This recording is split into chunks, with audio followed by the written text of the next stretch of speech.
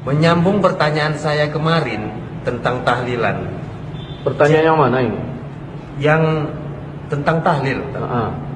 Jadi kesimpulan dalam tahlilan tersebut, bid'ah atau sunnah? Jangan ke sana kalau kita mau ngomong. Bid'ah atau sunnah, seolah-olah cuma pilihan itu dua. Kalau nggak sunnah, bid'ah.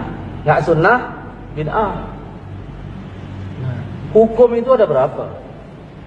Hukum ada berapa saya tanya? Sunnah itu apa?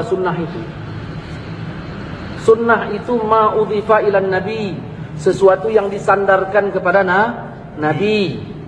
Ya. Perkataan, perbuatan nabi. Jadi jangan selama-lamanya kalau memang itu sunnah, kapan nabi bikin? Tapi kita sudah sepakat dalil kita ini satu Quran, yang kedua hadis. Hadis itu apa? Ya sunnah. Apa itu? Ma'udhifa ilan nabi, sesuatu yang disandarkan kepada Rasul. Ada perkataan nabi, ada perbuatan nabi. Nabi nggak bikin, tapi nabi katakan, yaitu disebut sunnah. Nah, sekarang saya tanya, nabi sholat wajib nggak? Sholat 5 waktu nggak? Sholat. Sunnah nggak? Hukumnya Pak? Wajib. Wajib. Nabi sholat tahajud nggak? Sholat. Sunnah nggak? Sunnah. Hukumnya Pak? Sunnah. Nabi makan minum nggak? Makan minum. Nah, sunnah nggak itu? Sunnah. Hukumnya apa? Sunnah. Mubah. Mubah. Nah, Nabi istrinya berapa? Kata Allah berapa bolehnya? 4. Nabi istrinya berapa? 4. Ini nanya yang nggak jelas. Nabi istrinya berapa? Lebih nggak dari 4? Lebih. Nah, sunnah nggak? Sunnah. Hukumnya kalau kita macam mana? Maka ditanya itu hukumnya. Hukumnya bagaimana? Kita udah bagi kemarin antara kenduri, sudah kita bahas, dengan apa namanya, berdoa membaca Quran. Hukumnya itu apa? Allah menyuruh membaca Quran, umum kalimatnya. Yasin Quran nggak? Quran. Ketika Allah menyuruh kita membaca Quran, berarti kan sudah disuruh kita baca Quran. Waktunya ada nggak dari Allah dan tempatnya? Udah kita bahas itu. Jadi jangan berulang-ulang. Hukumnya, nah, Allah udah suruh kita baca Quran. Nah, di dalam tahlil itu kan baca Yasin. Quran nggak Yasin itu? Quran. Oke. Kemudian ada nggak waktu dari Allah untuk membacanya? Tidak. Berarti kan kita yang memanagenya, waktunya. Nah, udah, terus kita baca, udah kita bahas dalam beberapa acara kita, udah kita bahas. Nah, jangan itu pertanyaan diulang-ulang lagi, udah jelas itu. Nah, kembalikan kepada hukumnya. Wajib nggak tahlil? Kalau wajib berarti yang nggak tahlil dosa. Haram nggak tahlil? Kalau haram berarti yang tahlil dosa. Kan Allah udah bilang dalam surah An-Nahl ayat 116, jangan kau katakan sesuka lidahmu secara dusta. Ini boleh, ini tidak, haza halal wa haza haram. Saya mengatakan boleh dengan alasan yang sudah saya sepakat, yang sudah saya sebutkan. Ada orang bertanya, kenapa Ustaz sebutkan dalil-dalil aja pakai pemikiran sendiri? Kenapa enggak pakai ulama? Kalau kita udah cerita pakai ulama, udah clearnya kita. Ini begitu disebutkan ulama, dalilnya mana? Makanya saya nggak mau bicara kaul-kaul ulama lagi. Saya bahas dalil. Makanya didengarkan, disimak baik-baik itu.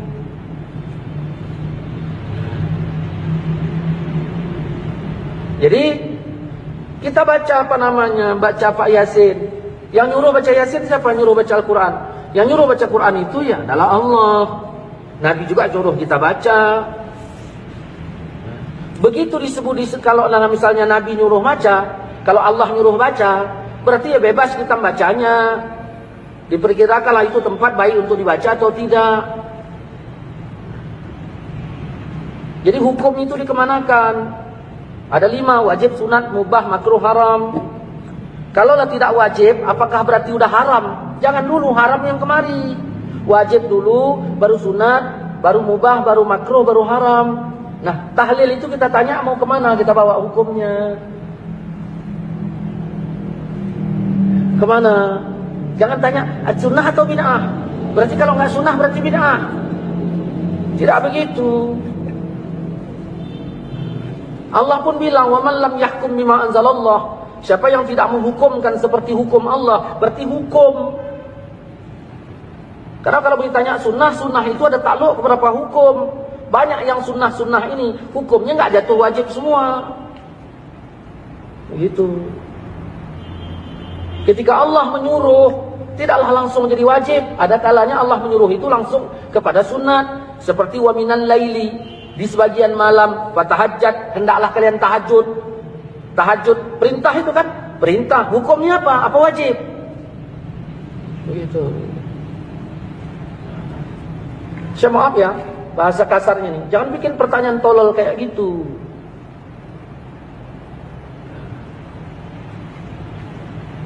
Oke lah Ustaz.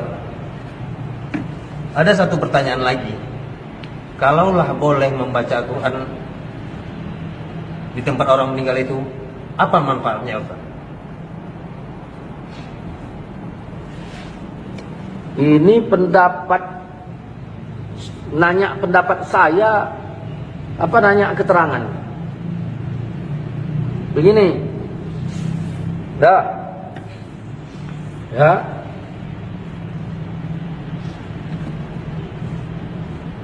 Namamu siapa? Adi. Adi. Dah. Orang tua Adi meninggal. Oke. Dah meninggal kan? Ya. Sekarang si Adi yang tinggal di rumah itu sebagai anak almarhum, pikirannya macam mana? Kacau apa tidak? Kacau. Kecuali anak durhaka, baru senang. Oke. Begitu kacau, kira-kira iman Adi naik apa turun? Turun. Apa yang disuruh agama terhadap saya sebagai jirannya si Adi? Mendoakan. Menghiburnya, menghibur si Adi. Tujuannya untuk apa? Tujuan hibur itu? Ya, tujuannya hibur-hibur gitu aja, pakai keyboard gitu. Iman tadi naik apa turun? Turun. Tujuannya itu dihibur untuk apa? Supaya terhibur dan sekali apa imannya naik. Ya, tujuannya itu supaya imannya naik. Apa kata Allah dalam Quran? Quran sebagian dalil apa enggak? Dalil. Wa iza tuliyat alaihim ayatuhu zadathum imana. Kalau dibacakan Quran imannya nambah. Kau beriman enggak? Beriman kan? Begitu dibacakan Quran imanmu nambah. Kalau enggak nambah berarti enggak beriman kok. Dah. Itu manfaat untuk keluarga yang ditinggalkan. Nah, timbul pertanyaan, boleh enggak baca Quran di tempat orang meninggal? Itu pertanyaannya. Nah, jangan kau katakan sesuka lidahmu secara dusta, ini boleh, ini enggak. Ada orang bilang enggak boleh, ya tanyalah alasannya apa. Saya bilang boleh, alasan saya apa? Kan Nabi udah bilang, iza hadartum, kalau kamu hadir ke tempat orang sakit atau mayit, ke tempat orang meninggal, ucapkan perkataan yang baik. Siapa yang bilang tuh? Hadirlah saya ke tempat si Adi. Orang tua Adi meninggal. Rasul nyuruh apa? Ucapkan perkataan yang baik.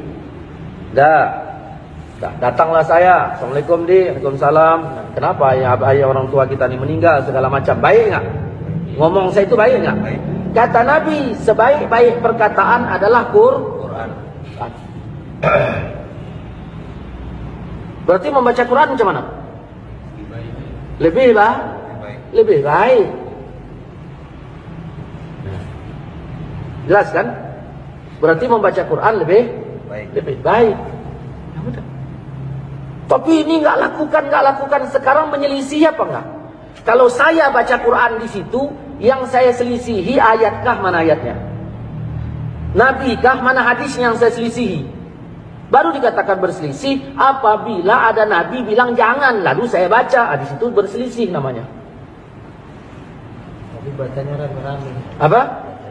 Berarti babnya bab rame-rame bacanya, baca berjamaah masalahnya. Nanti kita bahas tentang masalah baca berame-rame.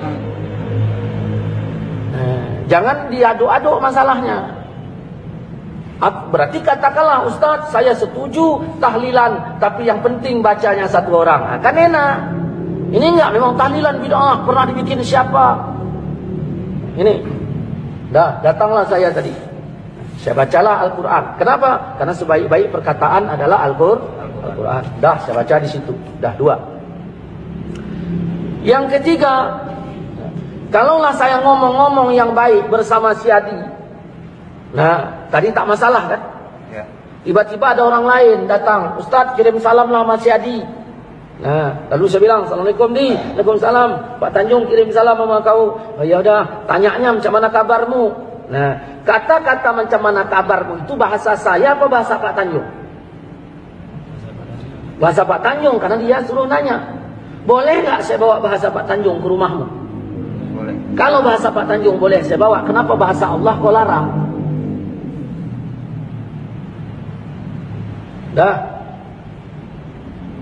Kemudian baca Quran ini bagian dari zikir apa tidak? Zikir. Bagian dari zikir. Jelas ya? Bagian dari zikir. Inna nahnu nazzalna zikra. Sesungguhnya kami turunkan zikir, itu maksudnya Quran. Zikir. Kata Nabi dalam riwayat Imam Muslim, perumpamaan orang yang zikir dengan yang enggak zikir itu kayak yang hidup dengan yang mati. Bayangkan yang melayat kita ada 20 orang. Yang baca Quran 5. Yang 15 enggak. Yang baca Quran digolong zikir apa enggak? Yang enggak baca Quran digolong enggak zikir kan? Berarti sama dengan mati kan? Ini yang heran kita ketika kita datang ke tempat orang meninggal, cerita entah apa-apa, masalah pemilu begini begitu, enggak ada yang nyalahkan. Begitu ditarik ayat, langsung ada yang nyalahkan. Ini paham seperti apa ini? Kalaupun dia bilang apa namanya, ya kami nggak baca, itu urusannya. Kau nggak baca, ya udah, aku pun nggak salahkan kau yang nggak baca. Tetapi kami yang dibaca jangan dituding. Ini begitu kita angkat ke YouTube, ya, ke YouTube, ke Facebook, kayaknya kepanasan. Ada apa ini rupanya? Kita menjelaskan, makanya yang kita jelaskan ini kan kepada teman. Saya Facebook ini punya teman, saya compare, artinya untuk teman saya. Kalau memang pemahamannya beda, ya jangan jadi teman saya. Saya ingin mengingatkan teman-teman, beginilah cara menjawabnya.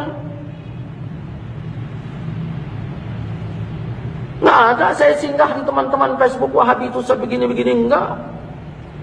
Yang kepanasan macam-macam. Masya Allah. Ya. Udah. Ini baru 3. Ya. Kemudian ini berbicara manfaat kan? Ya. Berbicara manfaat. Baiklah, Ustaz. Jadi tunggu dulu, belum selesai. Jangan main baik-baik. Ada orang nelpon saya, Assalamualaikum Ustaz. Waalaikumsalam. Ya. Nah, si Polan meninggal. Siapa? Ayah si Adi. Saya bilang apa? Innalillahi. Innalillah itu apa? Kembalikan Quran. Innalillah itu Quran. Kalau pertama kematian saja kita dikembalikan kepada Quran, kenapa dilarang membaca Quran di waktu yang lain? Kemudian mau ditanya apanya lagi? Sampai enggak kepada almarhum? Kan begitu? Sampai kan?